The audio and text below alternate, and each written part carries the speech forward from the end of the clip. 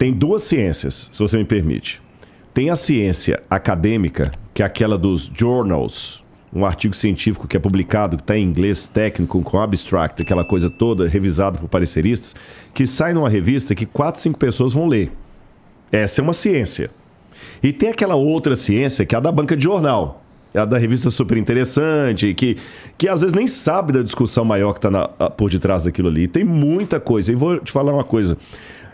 Assim como é ler do engano acreditar que igreja é clube de todo mundo santinho, bonitinho, porque tem muita coisa errada em nome de Deus, também é ler do engano achar que na ciência é tudo certinho, tudo bonitinho. Não. Tem um camarada chamado Alan Sokal, que ele fez uma coisa interessante. Você conhece a história desse cara? Ele quis provar que às vezes existem tantas predisposições científicas para algumas coisas, e esse cara não tem nada de religioso, que ele publicou no Social Text um artigo que não dizia nada com nada, mas como ele tinha renome, ele falou, vou dar um tiro no pé, mas para provar que às vezes você pode publicar um artigo nada com parecerista só porque você tem renome. E foi publicado. Depois ele falou assim, o que eu dizia ali? Nada. Então acontece esses problemas. Exatamente, experimento social. Eu vou contar uma história rápida da minha área. Vocês falaram de Davi em um determinado momento quando eu cheguei aqui. Até 1991, não havia nenhuma prova arqueológica da existência de Davi. E a gente até ironiza os críticos da Bíblia falando o seguinte, que o método deles é o seguinte, a ausência de evidência é evidência da ausência. Você entendeu? Se eu falei que eu ganhei uma caneta Montblanc e eu perdi a caneta aqui, se ninguém achar a caneta, o Rodrigo é mentiroso? Não. Às vezes eu caí a caneta aqui embaixo, às vezes alguém guardou, levou para si. Pode acontecer aquela lei de Murphy, que a melhor maneira de encontrar uma coisa é procurando outra. Daqui a 3 meses alguém estava rindo lá, acha a caneta ali. Mas enquanto não achar a caneta, você gratuitamente fala assim, o Rodrigo mentiu, o Rodrigo nunca teve caneta Montblanc. A arqueologia, ela trabalha com fragmentos de história. Nós não temos toda a história completa. A maioria se perdeu. Seja a arqueologia bíblica, a arqueologia andina, a egípcia, a suméria, a siriologia, não todas. Então a questão não é se eu tenho um achado arqueológico para cada parte da Bíblia. É se o que eu encontrei confirma a história bíblica ou não, por amostragem. Aí diziam, a Rei Arthur é uma invenção da Bíblia Sagrada. A escola de Copenhagen lá, de Philip Davis, dizia o seguinte, o rei Davi é tão histórico quanto o rei Arthur. Mas acadêmicos dizendo isso. Aí um grande professor de paleografia da Universidade de Sorbonne, aí é a minha área, né? André Lamer, ele estava pesquisando na estela de Mecha, que é uma pedra de basalto com inscrições aramaicas que está lá no Museu do Louvre. E numa parte bem deteriorada da peça, ele olhou com a lupa e falou, aqui está escrita a expressão Beit David, que tanto em aramaico quanto em hebraico significa casa de Davi, ou dinastia davídica. Ele falou, aqui está uma prova, Davi existiu, está numa estela, contando um relato histórico que aconteceu da batalha do rei Mecha, e ele menciona os reis da Beit David, da casa de Davi. A ala dos incrédulos estava tão forte como ele que, apesar de André Lamer ser um dos mais renomados professores de paleografia da Sorbonne, ele foi execrado. Literalmente, lacraram com o cara. Ele quase perdeu a cadeira dele, teve dificuldade de publicar artigos, que acontece isso também. Você entendeu? Às vezes os paresteristas cegos não são cegos. artigo de Marcos, eu não vou dar ibope para esse cara não, porque se eu alimentar o látis dele, não quero. Acontece isso. Ele ficou assim mal em 1991. Em 1992, um ano depois, encontraram em Tel Dan, em Israel, uma outra inscrição. Foi o professor Avram Viran. E lá estava Beit David. Quando a inscrição foi anunciada, falaram assim, isso é mentira. Não, ele publicou em artigo científico. Aí falaram assim, não, essa pedra deve ter sido comprada no mercado de antiguidades. Não, ela foi encontrada em loco. Então ele mentiu. Chegaram a duvidar da idoneidade de um professor de idade que tinha uma carreira brilhante. Chegaram a duvidar porque tinham que dizer que Davi não existiu. Aí depois provaram, não, a pedra é real, tem pátina, ela é antiga. Pátina é quando a gente mede a datação para saber se é antiga ou forjada. Não, mas ele não está Beit Davi, não está Beit Dod, é o nome de um lugar.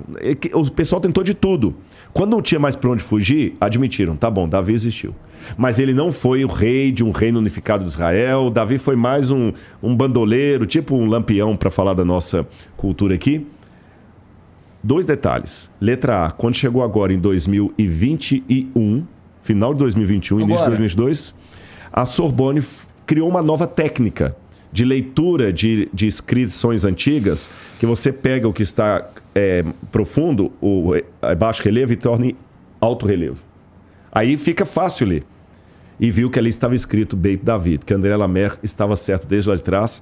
E os caras estavam tão certos de que Davi era um mito, que ridicularizaram um professor de renome, demorou anos e anos para ver que ele estava certo.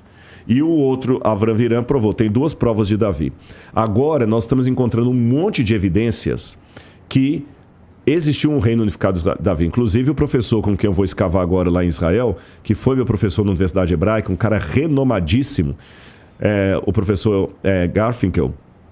Inclusive, tem uma coisa da Unicamp, que quando ele veio, um dos professores que se opôs à minha fala lá, que eu fui conhecer, ateu, fiz uma amizade tremenda com esse professor, muito querido. E esse professor até mandou um e-mail para mim uma vez, num momento muito cruel da minha vida, e falou assim: Rodrigo, eu não creio em Deus, cara, mas você crê de maneira tão bonita, se apega ao seu Deus que ele vai te tirar dessa. Eu recebi isso desse professor ateu com quem teve a briga na Unicamp. Aí eu falei com ele assim: olha, meu amigo, como eu estou saindo do Brasil, eu não vou poder acompanhar um ex-professor meu na Unicamp, Garfinkel, mas por favor, dessa vez não deixe nenhum ateu barrar a palestra dele. Ele falou: de jeito nenhum, porque agora eu conheço que você é um cara sério. O Garfinkel foi, falou na Unicamp. Só que o Garfinkel, lembra que o negócio de falar de religião?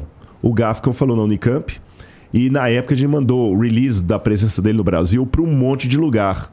A Unicamp foi a única que aceitou falá-lo lá, porque esse meu amigo ajudou a interferir, esse ateu.